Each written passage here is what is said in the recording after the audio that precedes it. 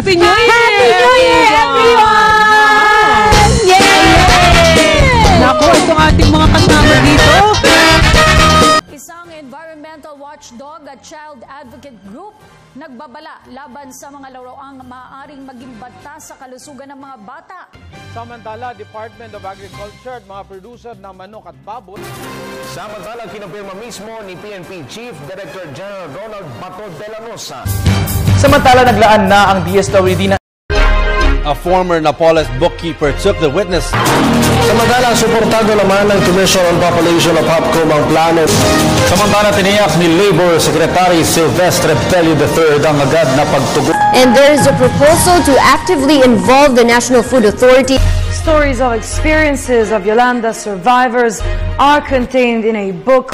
Samantala, pinangunahan naman ni Executive Secretary Salvador Medialdea. All praise to you, O Lord God, for finishing the work of salvation, for saving us.